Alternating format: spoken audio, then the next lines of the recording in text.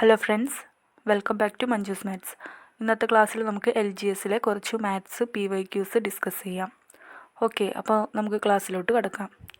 First question ഇതാണ്: 1985 December 25 ബുധനാഴ്ച ആയാൽ 1988 ജനുവരി 2 ഏത് ദിവസമായിരിക്കും? അപ്പോൾ ഈ ഒരു ക്വസ്റ്റ്യനിൽ തന്നിരിക്കുന്ന കാര്യങ്ങൾ എന്തൊക്കെയാണ്? 1985 ഡിസംബർ 25 തന്നിട്ടുണ്ട്.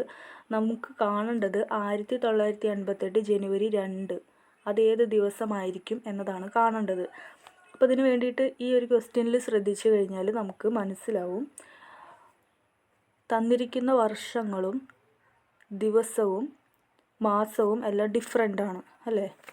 ഒന്നും സെയിം അല്ല, എല്ലാം ഡിഫറെൻ്റ് ആണ് തന്നിരിക്കുന്നത്. അപ്പോൾ നമ്മൾ തന്നിരിക്കുന്ന കാര്യം എന്തിനാ എടുത്ത് എഴുതണം? 1985 ഡിസംബർ 25.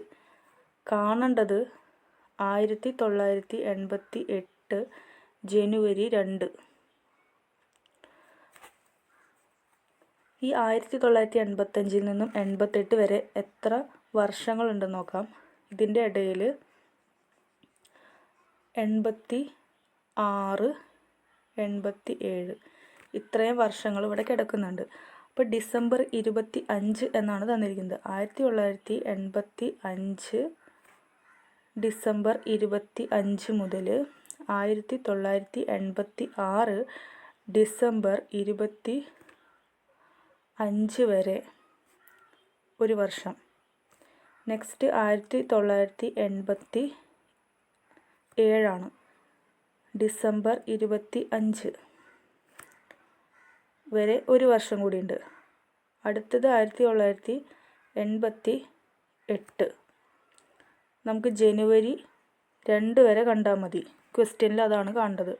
അപ്പോൾ ഈ ഒരു വർഷങ്ങൾ നോക്കുകയാണെങ്കിൽ 1988 എന്ന് പറയുന്നത് ഒരു ലീപ്പ് ഇയർ ആണ്. പക്ഷേ ഇവിടെ അത് കൺസിഡർ ചെയ്യേണ്ട ആവശ്യമില്ല. കാരണം ജനുവരി 2 വരെയാണ് നമുക്ക് കാണേണ്ടത്. ഫെബ്രുവരി ഉണ്ടെങ്കിൽ മാത്രമാണ് നമുക്ക് ആ ഒരു ലീപ്പ് ഇയറിൻ്റെ ആ ഒരു കാര്യം നമുക്കിവിടെ നോക്കേണ്ട കാര്യമുള്ളൂ. അപ്പോൾ ജനുവരി 2 വരെ ആയതുകൊണ്ട് നമുക്ക് ലീപ്പ് ഇയർ എന്ന് പറയുന്ന ആ ഒരു കാര്യം നോക്കേണ്ട ആവശ്യമില്ല. അപ്പോൾ ഇത്രയും വർഷങ്ങളിൽ ഇതൊക്കെ നോർമൽ ഇയറാണ്, അതായത് സാധാരണ വർഷങ്ങളാണ്, ഓർഡിനറി ഇയേഴ്സാണ് ഈ തന്നിരിക്കുന്നതല്ല. അപ്പോൾ സാധാരണ വർഷത്തിൽ നമുക്കറിയാം ഒരു ഓഡ് ഡേ ആണ് ഉണ്ടായിരിക്കുക. നെക്സ്റ്റ് 86 മുതൽ 87 വരെ നമ്പർ ഓഫ് ഓഡ് ഡേയ്സ് എന്ന് പറയുന്നത് 1 ആയിരിക്കും. അപ്പോൾ ടോട്ടൽ ഇവിടെ എത്ര ഓഡ് ഡേയ്സ് വന്നിട്ടുണ്ട്? 1 + 1 എന്ന് പറയുന്നത് 2 ഓഡ് ഡേയ്സ് ആണ് വന്നിരിക്കുന്നത്. ഇനി നമുക്ക് നെക്സ്റ്റ് കാണേണ്ടത് 1988 ജനുവരി 2.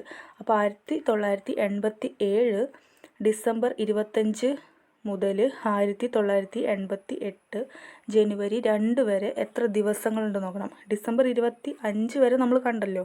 അപ്പോൾ 25 കഴിഞ്ഞാൽ ബാക്കി എത്ര ദിവസങ്ങളുണ്ട്?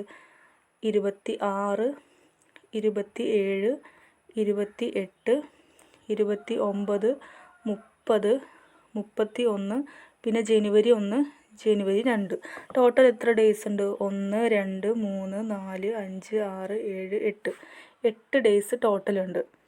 അപ്പോൾ ഇവിടെ കിട്ടിയിരിക്കുന്ന ഈ ഓഡ് ഡേയ്സും കൂടി ആഡ് ചെയ്യുമ്പോൾ ടോട്ടൽ നമുക്ക് കിട്ടിയ ഡേയ്സ് എത്രയാണ്? ഇവിടെ 2 ഓഡ് ഡേയ്സ് കിട്ടിയിട്ടുണ്ട്, പ്ലസ് ഈ 8 കൂടിയിട്ട് ആഡ് ചെയ്യുന്നു. ടോട്ടൽ 10 ദിവസങ്ങളാണ് നമുക്ക് കിട്ടിയിട്ടുള്ളത്. ഓക്കെ, അപ്പോൾ ഇതുവരെ മനസ്സിലായി എന്ന് വിചാരിക്കുന്നു. നെക്സ്റ്റ് നമുക്ക് കാണേണ്ടത്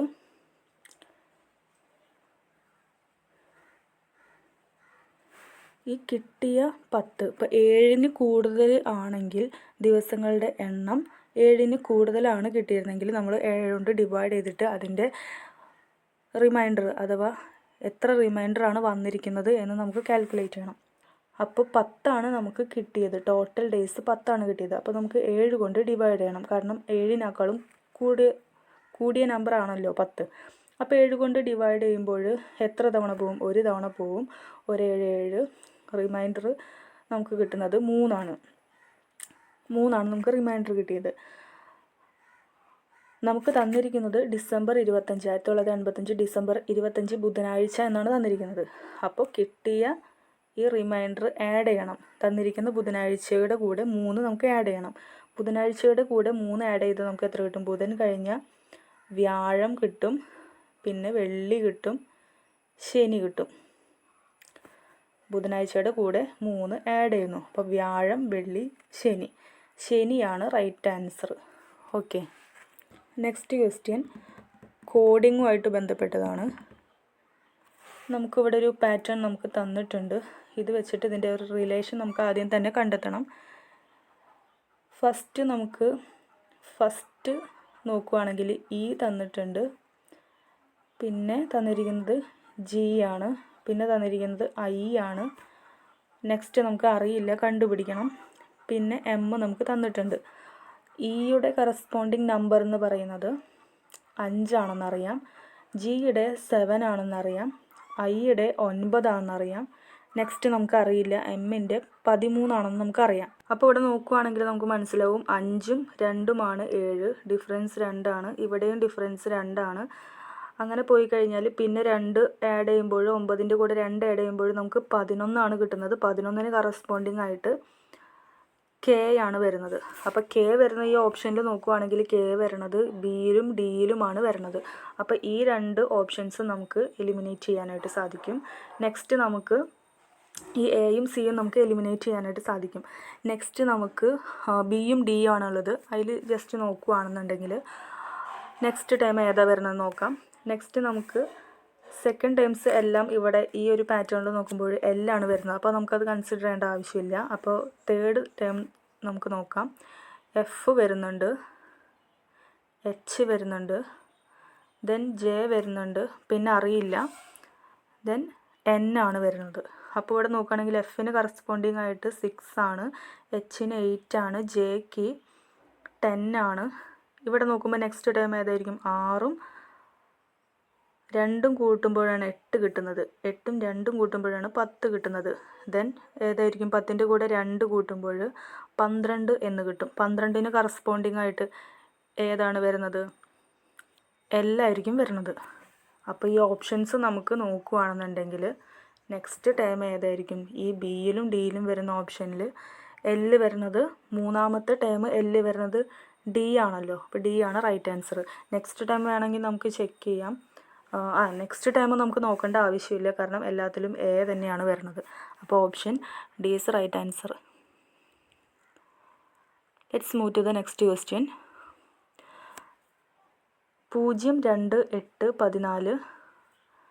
നെക്സ്റ്റ് ടൈം അറിയില്ല. പിന്നെ തന്നിരിക്കുന്നത് 34 ആണ്. അപ്പോൾ ഈ ഒരു പാറ്റേണിൻ്റെ ആ ഒരു റിലേഷൻ നമുക്ക് അതിൽ തന്നെ നോക്കാം. 0, 2, 8, 14, 34. അപ്പോൾ ഇവിടെ ജസ്റ്റ് ഡിഫറൻസ് എടുക്കുമ്പോൾ ഇവിടെ 2 ആണ്, ഇവിടെ വരുന്നത് 6 ആണ്, ഇവിടെ വരുന്നത് 6 ആണ് ഡിഫറൻസ് വരുന്നത്. അപ്പോൾ ഇവിടെ നമുക്ക് ഒന്നും പ്രത്യേകിച്ച് റിലേഷനൊന്നും കണ്ടുപിടിക്കാനായിട്ട് പറ്റിയിട്ടില്ല. അപ്പോൾ നമ്മൾ നെക്സ്റ്റ് ഇവ തമ്മിലുള്ള ഡിഫറൻസ് ഒന്ന് കാണുവാണ്. 4 ആയിരിക്കും ഡിഫറൻസ് അല്ലേ? 2ൽ നിന്നും 6 കിട്ടണമെങ്കിൽ 4 ആഡ് ചെയ്യണം. ഇവിടെ നെക്സ്റ്റ് ഡിഫറൻസ് നോക്കുമ്പോൾ 0 ആണ്. നെക്സ്റ്റ് നമ്മൾ എടുക്കുവാണ് 4, കാരണം 4, 0 എന്ന് പറഞ്ഞിട്ടാണ് പോകുന്നത്. അപ്പോൾ നെക്സ്റ്റ് 4 എടുക്കുകയാണ്, +4 നമ്മൾ ആഡ് ചെയ്യുവാണ്. +4 നമ്മൾ ആഡ് ചെയ്യുമ്പോൾ 6ൻ്റെ കൂടെ 4 കൂട്ടുമ്പോൾ നമുക്ക് എത്ര കിട്ടും? 10 കിട്ടും. അപ്പോൾ നെക്സ്റ്റ് ടൈം ഇവിടെ 10 ആണ് ഡിഫറൻസ് വരുന്നത്. 10 ഡിഫറൻസ് വരണം എന്നുണ്ടെങ്കിൽ ഈ 10ഉം 14ഉം കൂട്ടുമ്പോൾ നെക്സ്റ്റ് ടൈം 24 ആയിരിക്കുമല്ലോ. നമുക്ക് നെക്സ്റ്റ് അടുത്ത ടൈമും കൂടിയും ചെക്ക് ചെയ്യാം, ഇങ്ങനെ തന്നെയാണോ പോകുന്നത് നമുക്ക് നോക്കാം. നെക്സ്റ്റ് ആദ്യം വന്ന് ഇവിടെ 4, പിന്നെ 0, നമ്മൾ 4 തന്നെ എടുത്ത് നെക്സ്റ്റ് നമ്മൾ 0 ആണ് എടുക്കുന്നത്, കാരണം ഈ ഒരു പാറ്റേൺ ഫോളോ ചെയ്യണമല്ലോ. അപ്പോൾ ഇവിടെ 0 വരണമെങ്കിൽ ഇവിടെ എന്തായിരിക്കും? 10ഉം 10ഉം തമ്മിലുള്ള ഡിഫറൻസ് ആണ് 0 വരുന്നത് അല്ലേ? അപ്പോൾ ഇവിടെ 10 ആണ് ആഡ് ചെയ്യേണ്ടത്.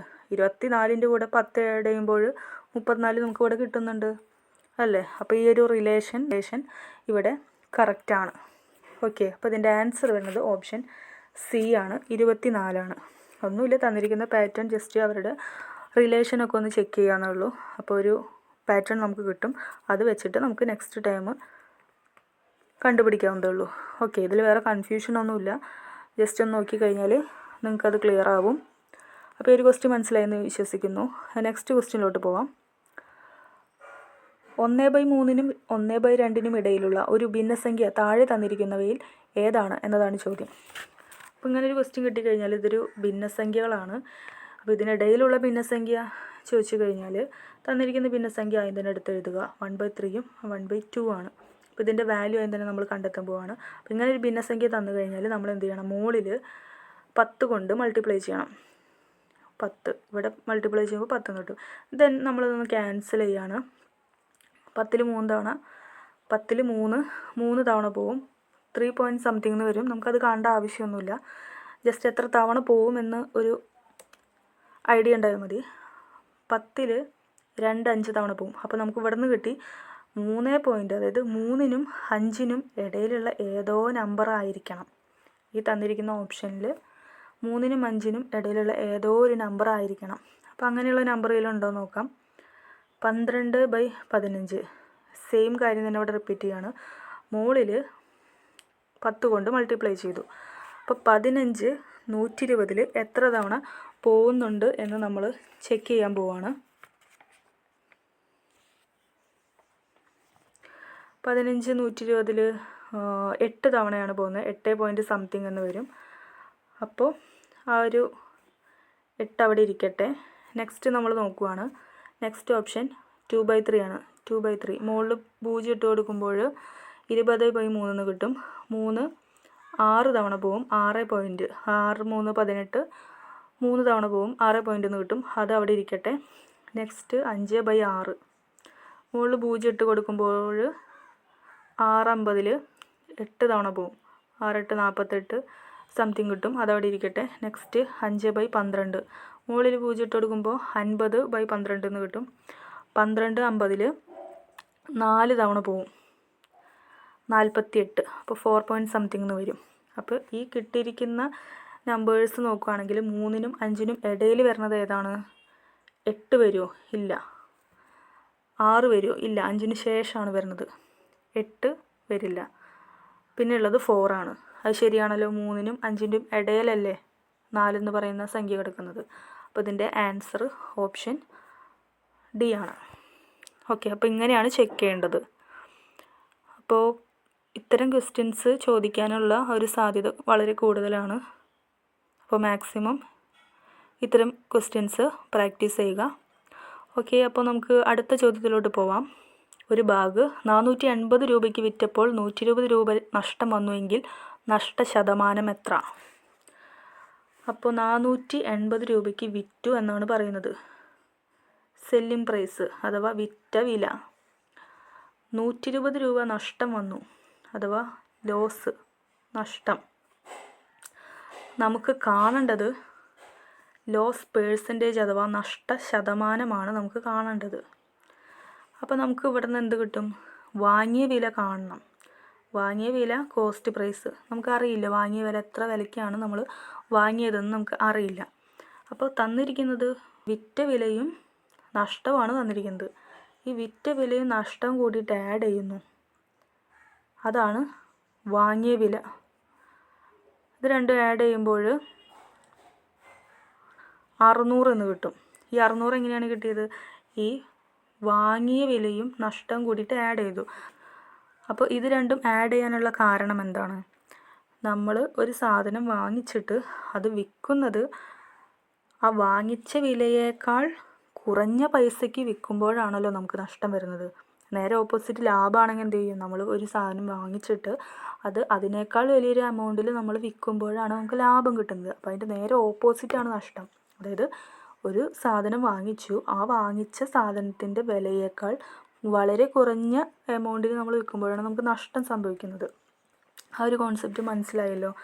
അപ്പോൾ നമുക്ക് വാങ്ങിയ വില കിട്ടാൻ വേണ്ടിയിട്ട് ഈ വിറ്റ വിലയും നഷ്ടവും കൂടിയിട്ട് ആഡ് ചെയ്യുന്നു. അപ്പോൾ വാങ്ങിച്ചത് 600 രൂപയ്ക്ക് വാങ്ങിച്ച സാധനം നമ്മൾ വിൽക്കണത് 480 രൂപയ്ക്കാണ്. 600-നും ചെറുതല്ലേ 480. അപ്പോൾ വാങ്ങിയ വിലയേക്കാൾ കുറഞ്ഞ വിലയ്ക്കാണ് വിറ്റത്. അപ്പോൾ നമുക്ക് എന്തുണ്ടായി? നഷ്ടം ഉണ്ടായി. ആ കാര്യമാണ് ഈ ക്വസ്റ്റ്യനിൽ പറഞ്ഞിരിക്കുന്നത് അല്ലേ? അങ്ങനെയെങ്കിൽ നഷ്ടശതമാനം എത്ര? അപ്പോൾ ഇനി വേറെ ഒന്നും കാണാനില്ല, നഷ്ടശതമാനം കാണുക എന്നുള്ളതുള്ളൂ. നഷ്ടശതമാനം അഥവാ ലോസ് പേഴ്സൻറ്റേജ് എന്ന് പറയുന്നത് നഷ്ടം ഡിവൈഡഡ് ബൈ വാങ്ങിയ വിലയാണ് അഥവാ കോസ്റ്റ് പ്രൈസാണ്. അപ്പോൾ നഷ്ടശതമാനം കാണണമെങ്കിൽ വാങ്ങിയ വിലയുമായിട്ടാണ് കമ്പയർ ചെയ്യേണ്ടത്. അത് ജസ്റ്റ് ഒന്ന് പഠിച്ചു വയ്ക്കുക. വാങ്ങിയ വിലയുമായിട്ടാണ് നഷ്ടശതമാനം നമ്മൾ കാണുന്നത്. അപ്പോൾ നഷ്ടം നമുക്ക് 120 തന്നിട്ടുണ്ട്. നഷ്ടശതമാനം കാണണം. അപ്പോൾ നഷ്ടം ഡിവൈഡഡ് ബൈ വാങ്ങിയ വില നമ്മൾ കണ്ടുപിടിച്ചു 600 ആണെന്ന്. ഇവിടെ ശതമാനം തന്നിരിക്കുന്നത് കൊണ്ട് നമ്മൾ ഈ ഇക്വേഷനിൽ 100 ഇൻറ്റു 100 കൂടി കൊടുക്കണം. ഓക്കെ, അതാണ് ഇക്വേഷൻ. അപ്പോൾ ഇൻറ്റു 100 ഇസ് ഈക്വൽ ടു, ഇത് ക്യാൻസൽ ചെയ്യുമ്പോൾ 0 വെട്ടിപ്പോയി, 2 തവണ 0 ഉണ്ട്, 20% ആണ് നഷ്ടശതമാനം. ഇവിടെ 20% ഓപ്ഷൻ സി ആണ് ഇതിൻ്റെ റൈറ്റ് ആൻസർ. ഓക്കെ, അപ്പോൾ നെക്സ്റ്റ് ക്വസ്റ്റ്യനിലോട്ട് പോവാം. 72 km/h എന്ന് പറയുന്നത് ഡാഷ് മീറ്റർ പെർ സെക്കൻഡ് ആണ്. ഒന്നുമില്ല, 72 ഇൻറ്റു 5/18. നമുക്കറിയാം. ഇപ്പോൾ ഒരു കൺഫ്യൂഷൻ വരികയെന്ന് വയ്ക്കുക, 5/18 ആണോ 18/5 ആണെന്നുള്ളൊരു കൺഫ്യൂഷൻ വരികയാണെങ്കിൽ നമ്മൾ എന്ത് ചെയ്യണം? 72 km/h എന്നുണ്ട്. നമുക്ക് കാണേണ്ടത് മീറ്റർ പെർ സെക്കൻഡിലോട്ടാണ്. അപ്പോൾ ഇവിടെ കിലോമീറ്റർ എന്ന് പറയുന്നതാണോ മീറ്റർ എന്ന് പറയുന്നതാണോ ചെറുത്?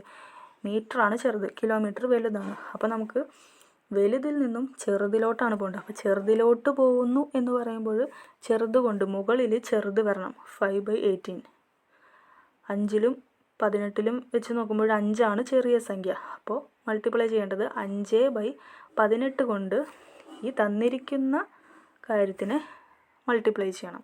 അപ്പോൾ 72 ഇൻറ്റു 5/18 എന്ന് കിട്ടും. ഇത് ജസ്റ്റ് മൾട്ടിപ്ലൈ ചെയ്യുമ്പോൾ നമുക്ക് എത്ര കിട്ടും? 18 9ൽ 2 തവണ പോവും. 9 72ൽ 8 തവണ പോവും അല്ലേ? 8 9 72. വീണ്ടും ഇത് ക്യാൻസൽ ചെയ്യുമ്പോൾ 4 തവണ പോവും 8ൽ. ഇത് മൾട്ടിപ്ലൈ ചെയ്യുമ്പോൾ 4 into 5 20. Answer option C is right answer. Okay, next ക്വസ്റ്റ്യനിലോട്ട് പോവാം. Root of 0.0676 is equal to 0.26 ആയാൽ 0.026 സ്ക്വയർ എത്ര എന്നാണ് തന്നിരിക്കുന്നത്. അതാണ് നമുക്ക് കാണേണ്ടത്. അപ്പോൾ തന്നിരിക്കുന്ന കാര്യം ഒന്ന് എടുത്തെഴുതാണ്. 0.0676 ഇസ് ഈക്വൽ ടു 0.26 നമുക്ക് തന്നിട്ടുള്ള കാര്യമാണ്. അതവിടെ ഇരിക്കട്ടെ. നമുക്ക് കാണേണ്ടത് 0.026 ഇതിൻ്റെ സ്ക്വയറാണ് നമുക്ക് കാണേണ്ടത് അല്ലേ? ഇത് നമുക്ക് കാണണം. അപ്പോൾ നമ്മൾ ചെയ്യാൻ പോകുന്നത് ഈ തന്നിരിക്കുന്ന കാര്യത്തിൻ്റെ 2 സൈഡിലും സ്ക്വയർ ചെയ്യാണ്. അപ്പോൾ റൂട്ടിന് സ്ക്വയർ കൊടുക്കുമ്പോൾ റൂട്ട് അങ്ങ് പോകും. അപ്പോൾ 0.0676 എന്നാവും ഇവിടെ. ഇസ് ഈക്വൽ ടു, ഇവിടെ സ്ക്വയർ ചെയ്യുമ്പോൾ നമുക്ക് എത്ര കിട്ടും? 0.26 സ്ക്വയറിന് കിട്ടും. ഈ 0.26 സ്ക്വയറിന് നമുക്ക് 26/100 എന്ന് എഴുതാം. കാരണം ഇവിടെ 2 സ്ഥാനം കഴിഞ്ഞിട്ടാണ് പോയിൻ്റ് ഇട്ടിരിക്കുന്നത്. അപ്പോൾ 2 സ്ഥാനം എന്ന് പറയുമ്പോൾ എന്തുകൊണ്ട് ഡിവൈഡ് ചെയ്യണം? 100 കൊണ്ട് ഡിവൈഡ് ചെയ്യണം. അപ്പോൾ ഇതിനെ നമുക്ക് ഇങ്ങനെ എഴുതാം. സ്ക്വയർ അതുപോലെ എടുത്തെഴുതി. നമുക്ക് കാണേണ്ടത് 0.026ൻ്റെ സ്ക്വയറാണ് കാണേണ്ടത്. അപ്പോൾ എത്ര സ്ഥാനം കഴിഞ്ഞിട്ടാണ് ഇവിടെ പോയിൻ്റ് ഇട്ടിരിക്കുന്നത്? 1 2 3 സ്ഥാനം കഴിഞ്ഞിട്ടാണ് ഇവിടെ സ്ക്വയർ ഇട്ടിരിക്കുന്നത് അല്ലേ? അപ്പോൾ ഇതിനെ നമുക്ക് എങ്ങനെ എഴുതാൻ പറ്റും? 26ലോട്ട് കൺവേർട്ട് ചെയ്യുമ്പോൾ 26/3 സ്ഥാനം നീങ്ങിയതുകൊണ്ട് 1000 കൊണ്ട് ഡിവൈഡ് ചെയ്യുന്നു. സ്ക്വയർ അതേപോലെ എടുത്തെഴുതി. ഇതാണ് നമുക്ക് കാണേണ്ടത്. അപ്പോൾ ഇവിടെ ജസ്റ്റ് ഒന്ന്, ഇത് ഇക്വേഷൻ നമ്പർ 1 എന്ന് ജസ്റ്റ് കൊടുക്കുകയാണ്. ഇവിടെ നമ്മൾ ജസ്റ്റ് ഒന്ന് നോക്കുകയാണെങ്കിൽ മനസ്സിലാവും. ഇവിടെ ഡിവൈഡഡ് ബൈ 100 എന്ന് കൊടുത്തപ്പോൾ കിട്ടിയ ഉത്തരമാണ് ഇവിടെ കിടക്കുന്നത്. ഇത് രണ്ടും ഈക്വൽ ആണല്ലോ. അപ്പോൾ 100 കൊണ്ട് ഡിവൈഡ് ചെയ്തപ്പോൾ എത്ര സ്ഥാനമുണ്ട്? 1 2 3 4 സ്ഥാനം നീങ്ങിയിട്ടാണ് പോയിൻ്റ് വന്നിരിക്കുന്നത്. അപ്പോൾ 1000 കൊണ്ട് ഡിവൈഡ് ചെയ്യുമ്പോൾ അപ്പോൾ എത്ര സ്ഥാനം നോക്കണം? നമുക്കറിയാം 100ൻ്റെ സ്ക്വയർ കാണുമ്പോൾ എത്ര സ്ഥാനം വരും? 4 പൂജ്യമാണ് വരുന്നത്. 1 2 3 4 സ്ഥാനം 0 വരും. അപ്പോൾ 1000 കൊണ്ട് സ്ക്വയർ കാണുമ്പോൾ എത്ര വരും?